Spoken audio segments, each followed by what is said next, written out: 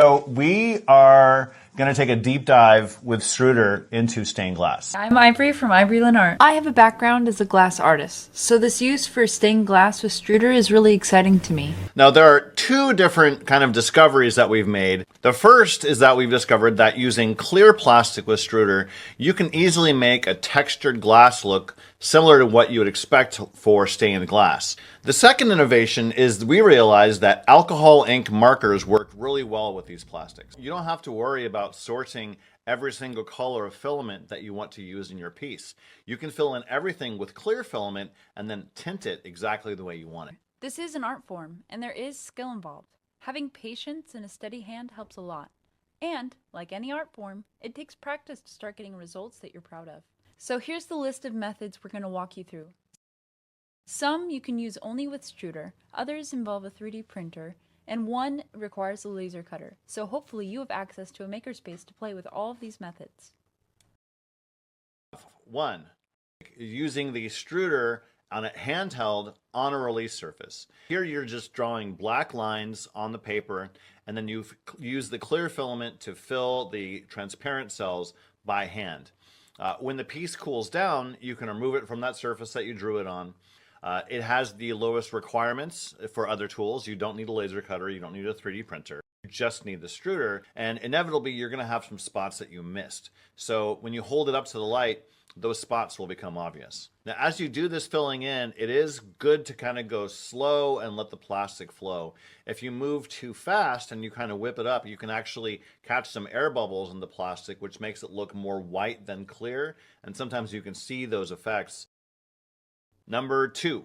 Moving on to number 2, which is hand welding onto a surface.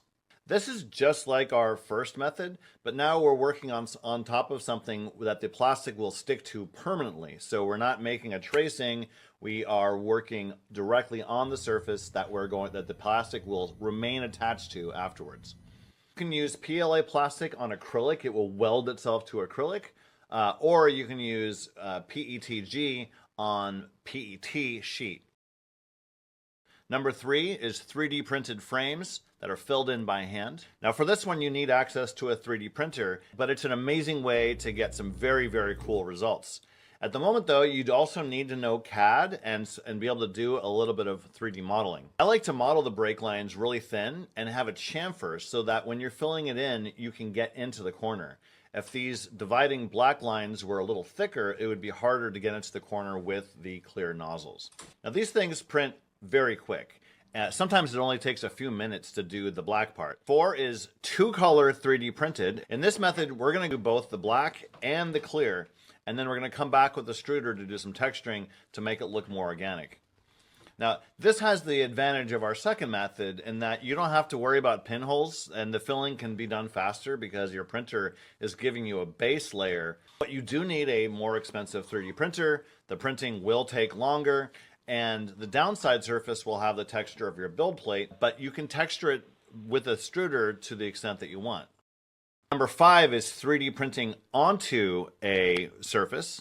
Now here we're getting kind of technically advanced. You can do this using PETG on top of a PET sheet. But there's a trick. You need to know 3D CAD and your slicer program pretty well. Now here we're going to make sure we measure our stock thickness really well, and we're going to design our 3D print to have space for us to put this thing in during the print. I'm going to then put the plastic into the printer, and we'll then go ahead and start printing again on top of the plastic I inserted. The clear plastic doesn't look like stained glass, it actually looks too clear. So after this comes out of the printer, we use the Struder again to give us the textured look that we want, and then we go about coloring. And number 6 is laser cut and then welded together, but using the Struder as the welder.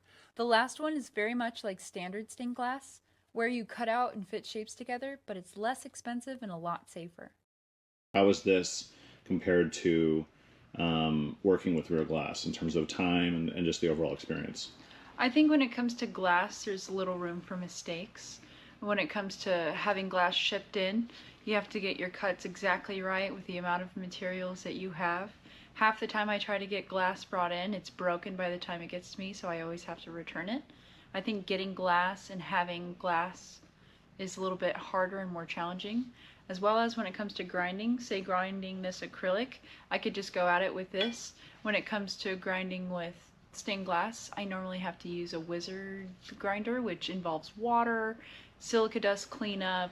You expose yourself to a little bit more. So you're in grinding comparison. either way. You're grinding either way, but Okay. at least I don't have to grind with a bunch of water splashing. Okay. Yeah, I didn't really know that. So this isn't much different than the stained glass process at all. Not much. If you've ever made stained glass, you know this process. Cutting, templating, sanding, grinding. It's not fast. We're going to use the laser cutter at our makerspace here. Now, PLA will weld acrylic faces together, but it doesn't work with that raw laser cut edge, that flame polished edge that you get when it comes out of the laser cutter. So you need to sand it a little bit in order to get the filament to stick. Now, we've done this with files, with a belt sander, a spindle sander, but a rotary flex shaft carver is our favorite approach. For thicker acrylic, you want to grind away a bevel on both sides to give you a groove that you can then fill the PLA with when you're assembling everything. It's convenient to work with a sheet of transfer film or even just masking tape underneath to keep everything organized. Then you follow the grooves slowly with a Struder, leaving a fat, uniform bead behind. Now, this takes a steady hand and a bit of practice. It is an art form, but the results can be great. This is one approach where when you look at it from either side, the dividing lines look just about the same. It is a lot more work than the other methods, but it's a lot more like making real stained glass process-wise. Plus, you don't have the glass dust. You don't have to source every single individual color of glass like you want, and the results are pretty much similar.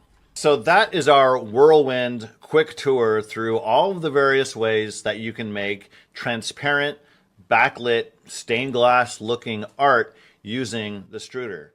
We've made lampshades, we've made sun catchers, we've made a bunch of decorative pieces, and we think we're just scratching the surface in terms of what we think is available here.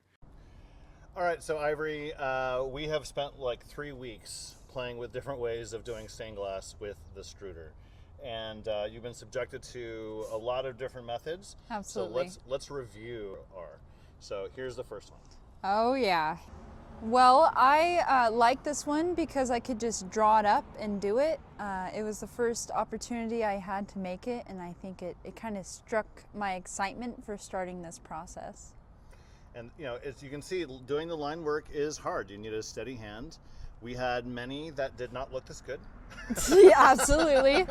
This is not the first one. But I really do like the shading that we got, and you know, you can see that. You know, this is all clear filament. We didn't need to find really cool colors of filament or glass, right? We just made it and colored it. And you only needed a Struder to do that, right? Absolutely, yeah. What's really convenient is that I never grew up using a 3D printer or laser cutter or anything fancy like that, so to be able to use the 3D pen to just draw and make something was really fun. This is a 3D printed frame. This is similar to our Tiffany lamp that we've shown before because I just filled in all of the different pieces with clear filament on the already printed frame. I really like this because I didn't have to worry about the frame being flat, or I didn't have to worry about all the pieces being level. It was just already ready for me to fill in, almost like a coloring book. It was a lot of fun. I'd recommend this method for kids or for repetition. So that was easy, and you get to be creative with the texture, but you do need to know CAD, and that is really good results with not a lot of work, right? This one was kind of easy. This one was relatively The skill easy. level was low. Only took one Struder. Yeah, okay. Now these two were 3D printed with a double extruder. It has clear and black, but the difference between these two is I left the panels open on this one and I textured this one. I reinforced the center black pieces here, but because I made all the panels solid with clear filament here, I didn't need to do so. So this one's my favorite one because it's the most like real stained glass look-wise. So right here we have this flat petchy sheet, and what we did is we 3D printed a frame on top of it in the 3D printer and then textured it with the 3D pen. So unique the way that you can dye the glass. There's no way you could get this with real glass. I went from orange, purple, to brown, to yellow, to brown again. And to do that with real glass just isn't possible. So this is laser cut acrylic welded together with a Struder pen. Now, I'd say it was worth it by the second round because after I learned how to do it the first time, I was able to execute it a little bit better the second time. Like stained glass, to make a flat piece, you have to cut every piece perfectly together. And like this, you have to do the same thing. In this case, we grinded it, we made it perfect, we did solid uniform lines, and it came out really, really nice. I'm Ivory from Ivory Lynn Art. I've been so lucky to collaborate with Struder on this, making faux stained glass with the Struder pen. Thank you again for watching this video. If you want to learn more about Struder, visit shop.struder.com.